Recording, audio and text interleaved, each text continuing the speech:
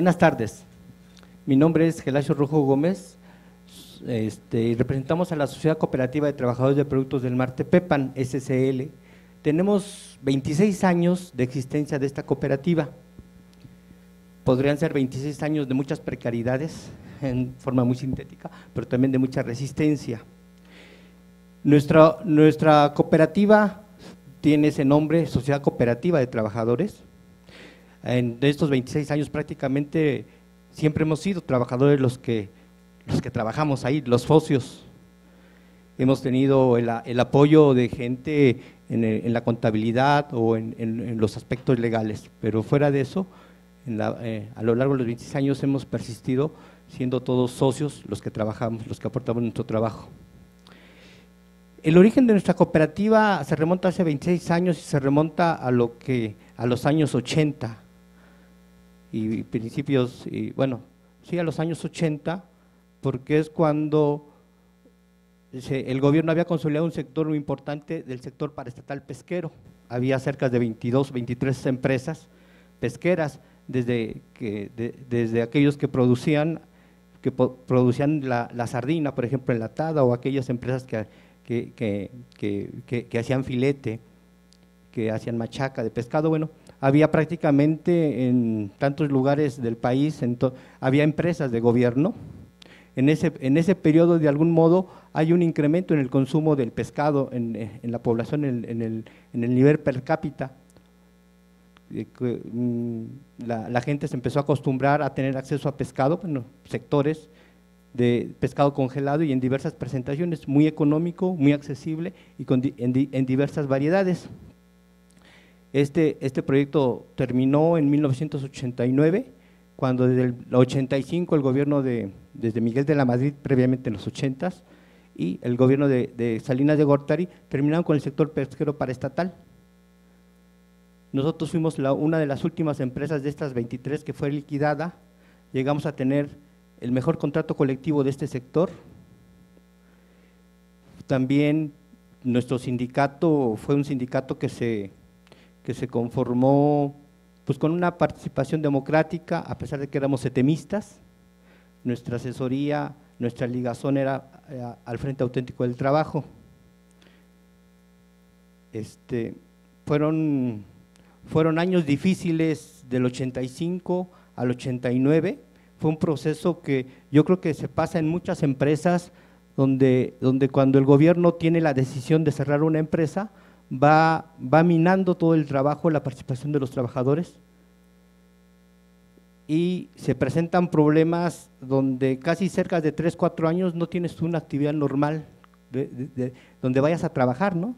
Sino que te van haciendo menos, te van haciendo a un lado y el gobierno va buscando otras salidas para que funcione la empresa, entre comillas, que finalmente la va preparando para su cierre. Esas partes son muy difíciles que vivimos los trabajadores. Pasar esos tiempos, cómo te afecta en la familia, cómo te afecta tu situación personal, tu situación emocional, es muy complicado cuando en realidad no tenías trabajo, a veces tenías que estar jugando, ¿no? Y eso es prácticamente un paso antes de cerrar una empresa en esos casos. Dimos una lucha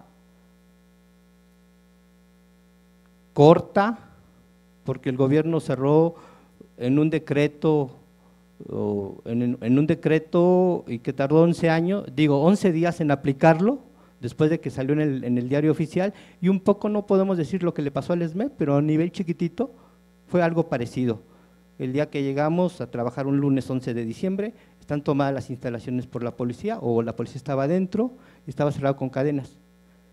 Fue una resistencia corta, fueron prácticamente 11 días de resistencia o de buscar un acuerdo. ¿Por qué? ¿Cómo explicar esta situación? ¿Por qué puedes explicar que solamente haya durado una resistencia de 11 días? Porque nuestra resistencia no eran 11 días, nosotros veníamos luchando por defender la fuente de trabajo desde principios de los 80s, cuando la empresa llegó a tener cerca de 1000 trabajadores, y en el 89 éramos 275 o 250 trabajadores. Todo ese tiempo fue de resistencia preliminar, previa. Y bueno, ya en esos momentos también había una situación fuerte de aislamiento. Bueno, el movimiento de los trabajadores, nosotros participamos en aquel tiempo, aparte del Frente Auténtico del Trabajo, llegamos a participar en la mesa de concertación, donde estaba el ESME y otros muchos sindicatos. Pero finalmente muchas de esas no había esa bueno, no estaban consolidadas a lo mejor otros canales más fuertes de solidaridad entre los trabajadores. Resistimos poco tiempo, logramos un acuerdo donde también tuvimos que llegar a un acuerdo entre un poco como lo que comentaban los compañeros, cómo llegas a un acuerdo cuando entre los trabajadores hay diversas apuestas. Había trabajadores que decían, yo me quiero ir, no me interesa permanecer en este lugar, ¿ya? Y también todas las políticas que hacía el gobierno, ¿no? Te visitaban en tu casa, te ofrecían, te engañaban diciendo que te iban a liquidar mejor, que recibías la liquidación por fuera, cosas como esas. Tuvimos que llegar a un pacto los trabajadores para podernos sentar con la empresa y poder llegar a una terminación de nuestras relaciones laborales, tanto en lo individual como en lo colectivo. En eso habíamos dos opiniones, compañeros que decían nos vamos y compañeros que decíamos pues hay que resistir o hay que buscar una alternativa. Nosotros llegamos a hacer propuestas al propio presidente Salinas de Gortari de formar una empresa paraestatal de nuevo tipo. Decíamos donde deberíamos de participar el gobierno, los trabajadores y el sector cooperativo pesquero, que era muy importante en aquellos momentos. Evidentemente nunca se nos hizo caso con una propuesta de este tipo.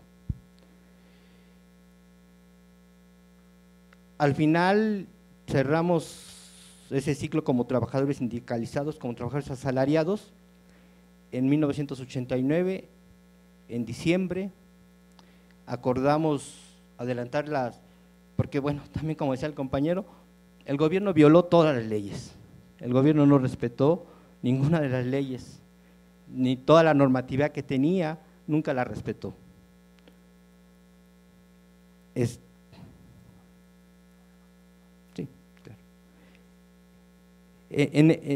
Para eso llegamos a un acuerdo donde cómo conformamos la cooperativa, donde un sector de trabajadores, o bueno, en el acuerdo que tuvimos todos los trabajadores, se daba que los que quisieran conservar o continuar trabajando juntos, tuvieran una opción en la firma de la liquidación de optar por algunos bienes de la empresa, porque la empresa pretendía vender, bueno, vendió las instalaciones que tenía o las regresó en algunos casos a partes del gobierno. Un grupo de trabajadores, 70 trabajadores de los 200 y pico que éramos en esos momentos, optamos por formar una cooperativa haciendo válida con nuestras liquidaciones, con la mitad, aproximadamente el 50% de nuestras liquidaciones, de unas instalaciones que están ubicadas en Calzada de la Viga 101. Nosotros nos hemos dedicado todos estos 26 años a la comercialización de pescados y mariscos, principalmente en el servicio de alimentos en comedores industriales y restaurantes. Es un sector no fácil de atender, por lo menos a nosotros nos ha sido muy complicado. ¿Por qué? Primero porque a pesar de que en los comedores industriales la gente podría pensar que tendría un mayor consumo de pescado, eso es muy raquítico, sigue siendo alrededor del 10% lo que puede uno consumir del pescado en los comedores, como en esta universidad o como en otras universidades o como en otras instituciones. También ha pasado algo con este sector que es importante mencionar. Cuando empezamos a principios de los años 90, había muchas empresas que tenían comedor para sus trabajadores, porque era parte de los contratos colectivos. Pasando, ¿qué será?, 10 años alrededor de esos, muchas empresas dejaron de existir o dejaron de tener ese servicio para sus trabajadores. Empezaron a que las empresas también tenían otra característica, administraban por sí mismas los comedores. A lo largo de 10 años, muchas empresas dejan de administrar y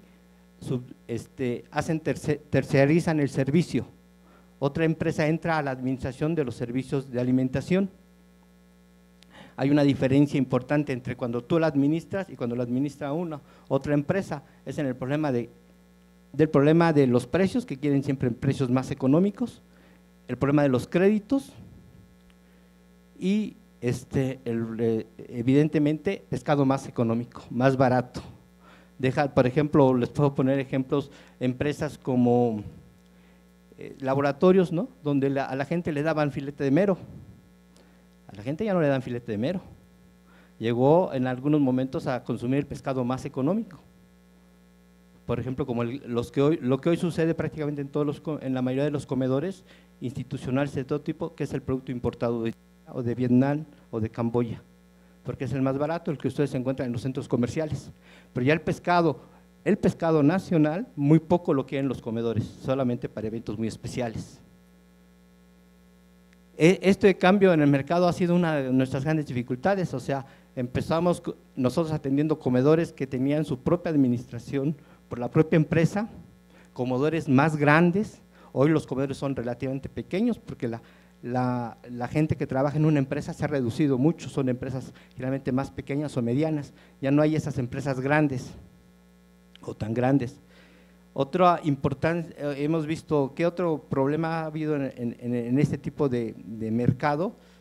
Ha sido el que hoy, aparte de la normatividad, que es otra exigencia que se está haciendo desde hace 3, 4 años en el asunto de las licitaciones, el problema de los sistemas de gestión de calidad y todo eso, que uno se va adaptando a las pequeñas empresas, pero al final no es el problema del sistema de gestión de calidad, sino es el problema hacia quiénes orientan las nuevas licitaciones, las orientas hacia empresas grandes, hacia empresas que te ponen en la normatividad.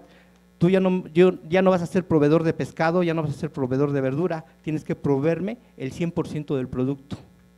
Y esto hay ejemplos muy claros en estos 2, 3 últimos años, en donde instituciones del gobierno son las primeras que impulsan este tipo de contratos y donde empresas pueden firmar hasta 2 años por contratos de 17 millones de pesos, por año son 34 millones de pesos.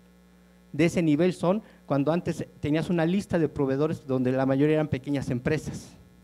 Hoy esto cada vez en las propias instituciones de gobierno no se está alentando, o lo que decían hace rato del problema de las licitaciones en el gobierno del Distrito Federal.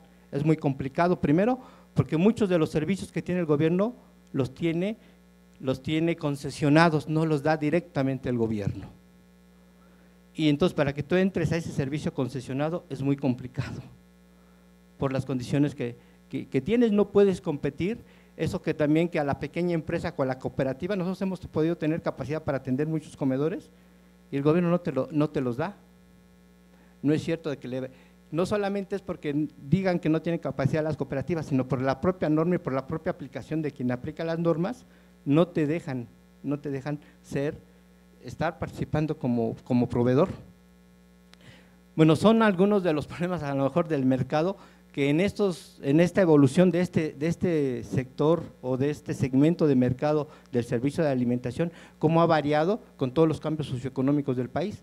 Están podría uno hacer una correlación entre esos cambios y todas las dificultades para permitir que sean, primero a lo mejor uno podría decir, no necesariamente hoy tienen mejor servicio de alimentación los trabajadores que tienen que el que tenían hace 20 y tantos años. A pesar de que hoy a lo mejor puede estar más sistematizado, tiene un asunto de más